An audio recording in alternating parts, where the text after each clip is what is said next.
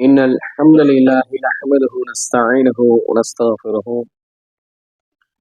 ونعوذ بالله من شرور أنفسنا ومن سيئات أعمالنا من يهده الله فلا مضل له ومن يضلل فلا هادي له أشهد أن لا إله إلا الله وأشهد أن محمدا عبده ورسوله أما بعد يا أيها الذين آمنوا اتقوا الله وحق تقاته ولا تموتن إلا وأنتم مسلمون يا أيها الناس اتقوا ربكم الذي خلقكم من نفس واحدة وخلق منها زوجها وبث منهما رجالا كثيرا ونساء واتقوا الله الذي تساءلون به والأرحام إن الله كان عليكم رقيبا قال ربي اشرح لي صدري ويسر لي أمري واحلل عقدة من لساني يفقهوا قولي.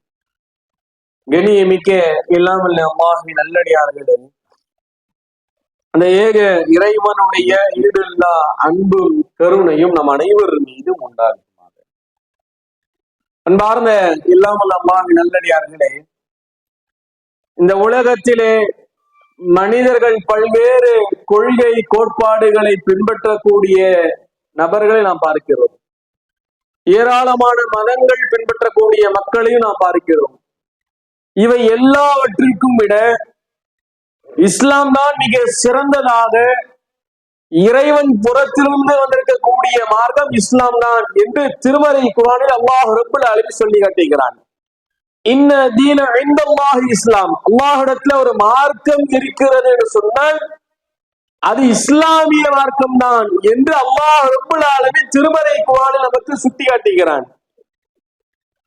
ஆக இந்த இஸ்லாமிய மார்க்கத்திற்காக ஒவ்வொரு சமுதாயத்திற்கும் இறை தூதர்களை அல்லாஹ் ரப்புல் ஆலமீன் அனுப்பி கொண்டே இருந்தார். அந்த இறை தூதருக்கு உதவி செய்யக்கூடிய தோழர்களும் இருந்தார்கள். இவர்கள் இந்த மார்க்கத்திற்காக பல்வேறு தியாகங்கள் செய்தார்கள். அந்த அடிப்படையில் அல்லாஹ்வுடைய தூதர் முஹம்மது நபிகள் நாயகம் ஸல்லல்லாஹு அலைஹி வஸல்லம் அவர்களுடைய காலகட்டத்திலும் கூட அவருக்கு உறுதியாக ஏராளமான தோழர்கள் இருந்தார்கள். அதுல ஒரு தோழர் யார் சொன்னால் சஅத் இப்னு அபி வக்காஸ் ரலியல்லாஹு அன்ஹு அவர்கள். இவர்கள் தன்னை பற்றி ஒரு செய்தியை அவர்கள் சொல்கிறார்கள். ரஅய்துனி சாபிர சபஅத்தின் மஅ நபி ஸல்லல்லாஹு அலைஹி வஸல்லம்.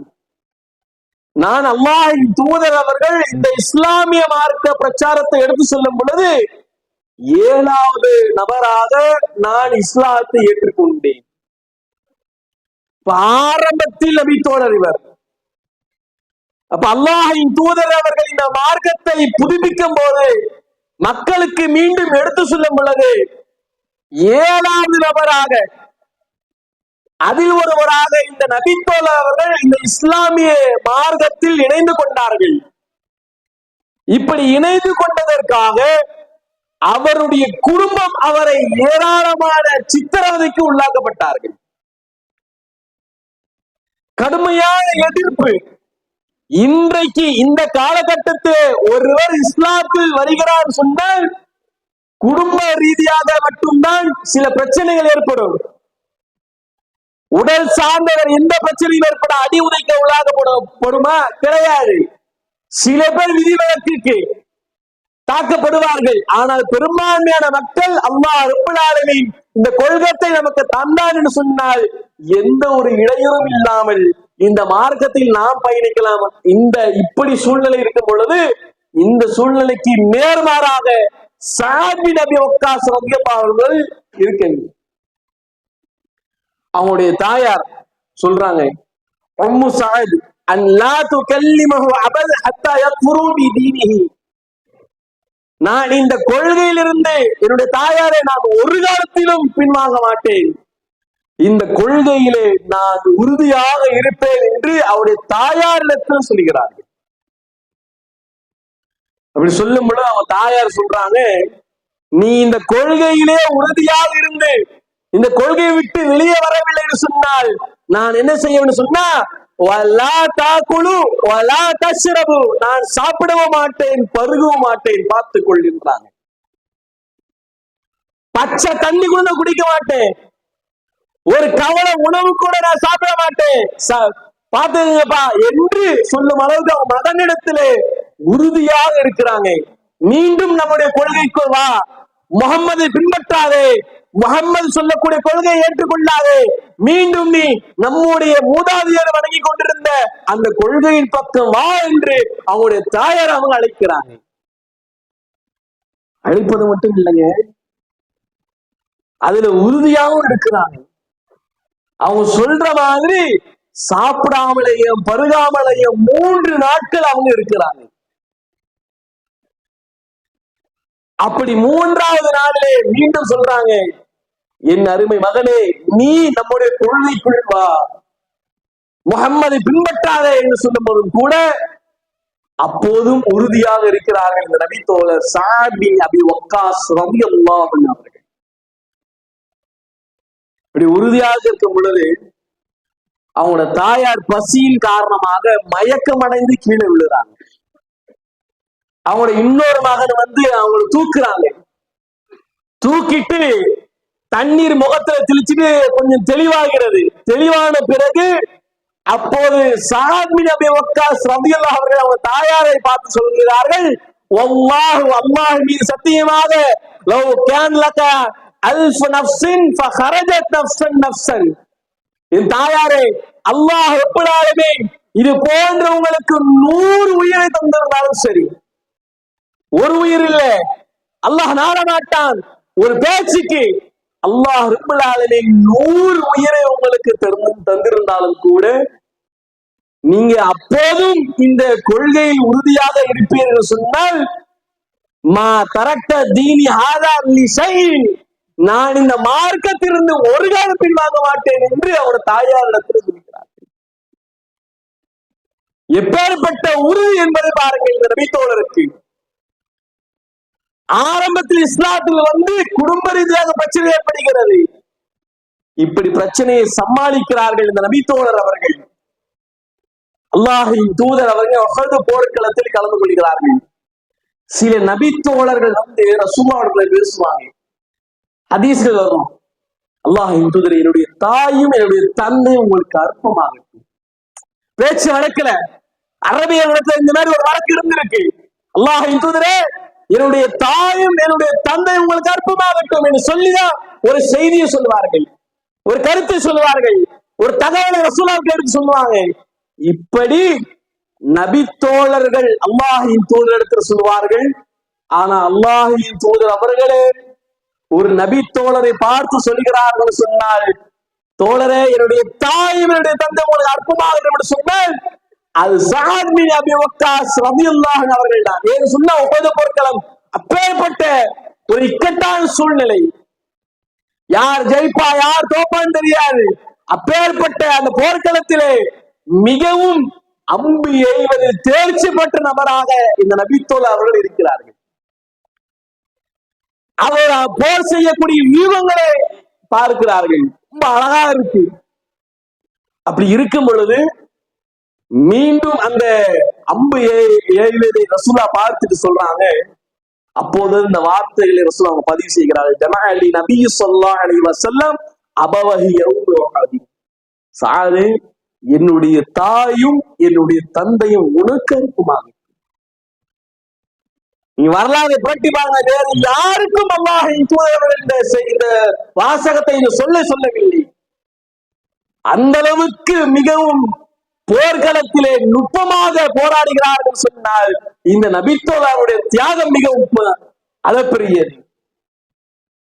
இப்படி போர்க்களத்திலே இருக்கும் பொழுது ரசூலுல்லாஹ் அவங்களுக்கு பாதுகாப்பு தரதுக்கு சம்மதம் பேசி கொண்டிருக்கிறாங்க.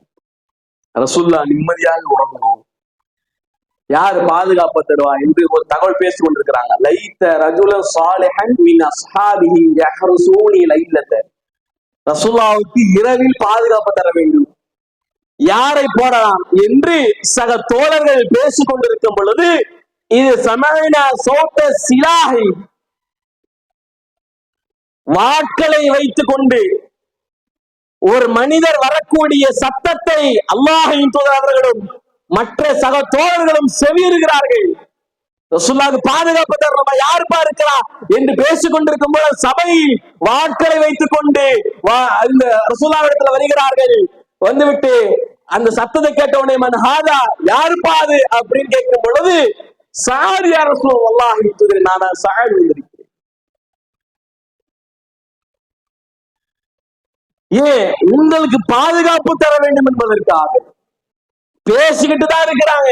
பேசிக்கிட்டு இருக்கும் பொழுது இந்த நபி தோழர் அல்லாஹ்வின் தூதருக்கு நான் பாதுகாப்பு தர வேண்டும் என்று சொல்லி ரசூலுல்லாஹ்வுடைய சபைக்கு வருகிறார்கள். அந்த அளவுக்கு தியாகம் செய்கிறார்கள். இந்த நபி தோழர் சொல்கிறார்கள், அன்றைய தினம் அல்லாஹ்வின் தூதர் அவர்கள் நிம்மதியாக உறங்கினார்கள், குரட்டை சத்தம் விட்டு உறங்கினார்கள். எப்பேற்பட்ட தியாகம் பாருங்க. ரசூலுல்லாஹ் அவங்க குரட்டை சத்தம் விடுகின்ற அளவுக்கு நிம்மதியாக உறங்குகிறார்கள் சொன்னால் ஒருத்தர் பாதுகாப்புக்கு இருந்தாதான் முடியும். மனசுல எந்த ஒரு கவலை இல்லைனாதான் முடியும். நிம்மதி இருந்தாதான் இது முடியும். அப்ப எல்லாமே இங்க கிடைக்க சொன்னா அந்த அளவுக்கு மிகவும் நம்பகமான ஒரு மனிதராக சாதி இப்னு அபி வக்காஸ் ரலியல்லாஹு அன்ஹு அவர்கள் இருக்கிறார் சொன்னா அவருடைய தியாகம் மிகவும் அளப்பரிய சகோதரர்களே. இவர் வசதியானவரா? இஸ்லாத்திற்கு முன்னாடி வரைக்கும் வசதியானவர், இஸ்லாம் கிடைத்த பிறகு வசதியற்றவர். இவர் உண்பதற்கு உணவில்லாத நபர்களில் ஒருவர். இவர் தன்னை பற்றி சொல்கிறார்கள், மாலனா தாம் இல்லா வரக்குல் ஹுபலத்துன் அவ் ஹிபலத்தன். ஹுபலான் சொல்லக்கூடிய ஒரு மரமும் அல்லது ஹிபலா சொல்லக்கூடிய ஒரு மரம் தான் எங்களுடைய உணவாக இருந்தது. வேறு எந்த உணவும் இல்லை. ஹுபலான் சொல்லக்கூடிய ஒரு மரம் அல்லது ஹபிலத்துன் சொல்லக்கூடிய ஒரு மரம், இந்த ரெண்டு மரம் தான். இந்த ரெண்டு மரங்களுடைய இலைகளை உண்பதை தவிர வேறு எந்த உணவும் எங்களுக்கு இல்லை. அன்பார்ந்தவர்களே, நீங்க வரலாறு புரட்டி பாருங்கள். ஒரு மனிதன் இலைகளை சாப்பிட்டு வாழ்ந்தான் என்கிற வரலாறு இருக்கிறதா இஸ்லாம் அல்லாதவர்களை தவிர? அப்படி ஒரு வரலாறு கிடையாது. இஸ்லாமியர்கள் தான் இந்த மார்க்கத்திற்காக, அவர்கள் கொண்டுள்ள இந்த மார்க்க பற்றுக்காக உறுதியாக இருந்தார்கள். அந்த இலைகளை சாப்பிட்டதன் காரணமாக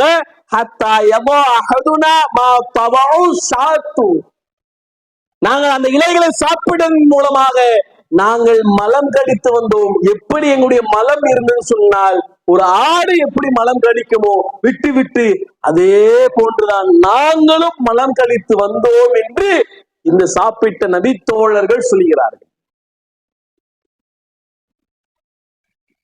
இலைகளை சாப்பிட்டு வாழ்ந்தார்கள் சஹாபாக்கள் அவர்கள்.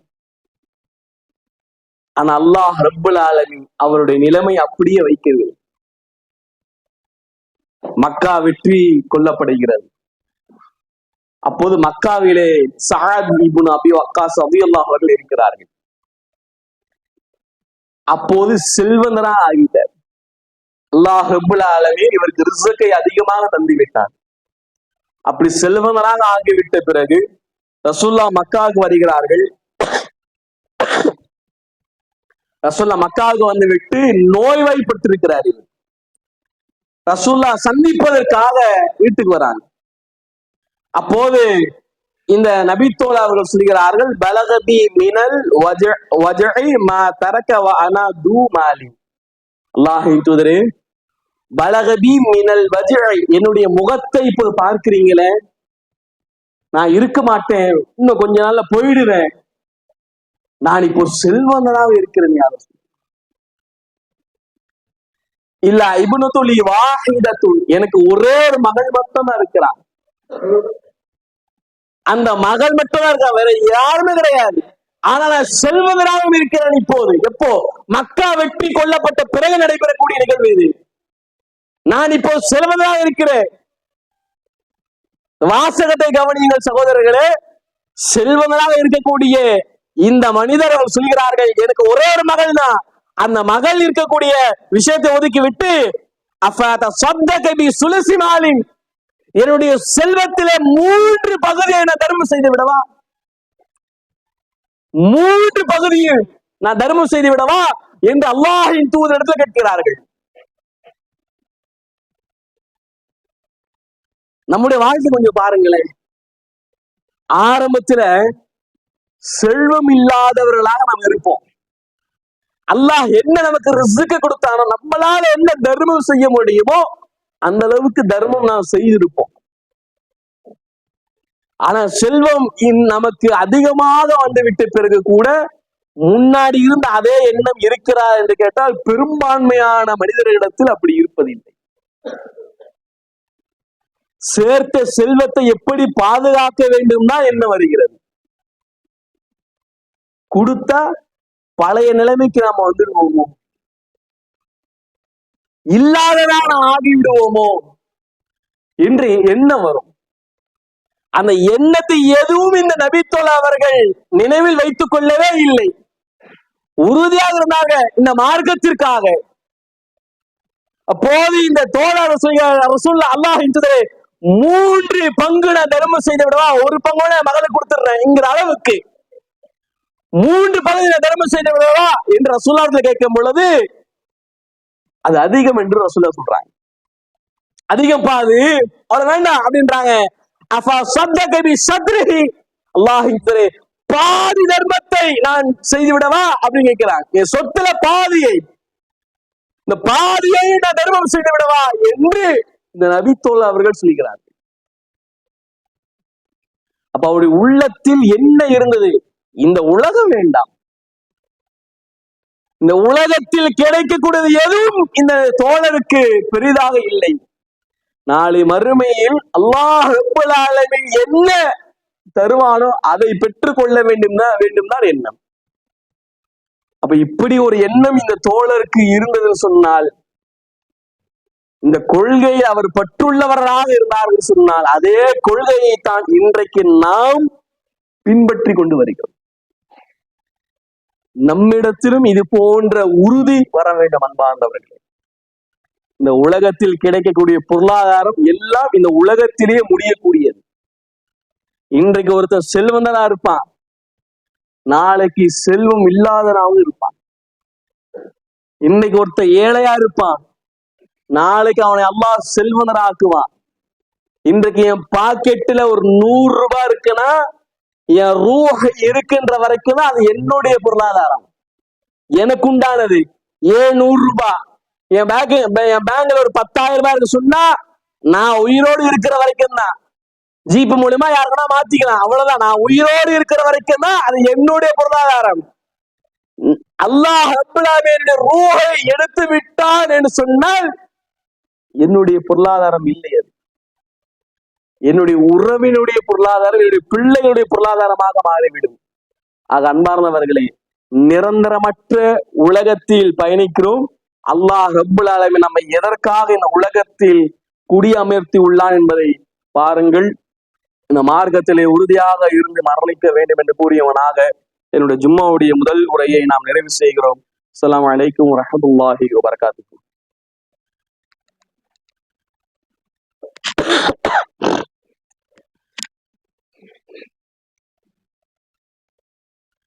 அல்ஹம்துலில்லாஹ்.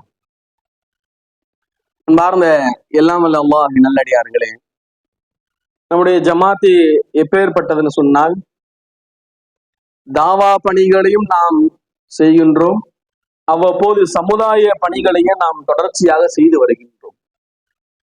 அதிலே இந்த தென் சென்னை மாவட்டத்தின் சார்பாக மாபெரும் கல்வி அரங்கம் ஒன்று ஏற்பாடு செய்யப்பட்டுள்ளது. கிட்டத்தட்ட வரக்கூடிய 1ஆம் தேதி ஞாயிற்றுக்கிழமை காலை 9 மணிக்கு இந்த அரங்கம் துவங்க இருக்கிறது. இதற்குண்டான பொருளாதாரம் நாம் அதிக அளவு செலவு செய்திருக்கிறோம்.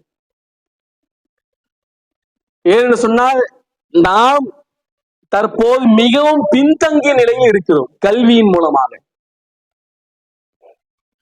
நம்முடைய மூதாதையர்கள் படிக்க வேண்டாம் என்ற சொன்னதின் காரணமாக தற்போது மிகவும் பின்தங்கிய நிலையில் நாம் பயணித்துக் கொண்டிருக்கிறோம். அதுல சமுதாயத்திற்கு பயனளிக்கக்கூடிய ஒரு பொறுப்பு அந்த இடத்தில் இன்றைக்கு நாம் அறவே 1% அல்லது 2% தான் நாம் இருக்கிறோம். அப்ப நாம் அது போன்ற இடங்களை நாம் பிடிக்க வேண்டும் என்று சொன்னால் இது போன்ற கல்வி அரங்கிற்கு நம்முடைய பிள்ளைகளை நாம் அனுப்பி வைக்கணும்.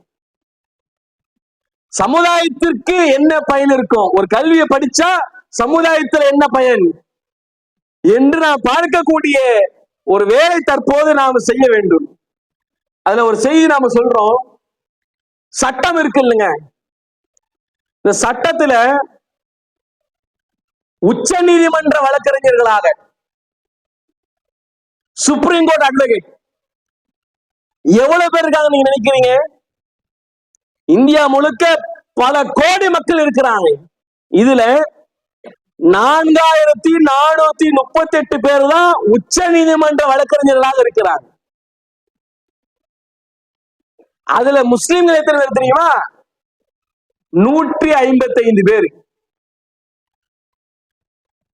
எங்க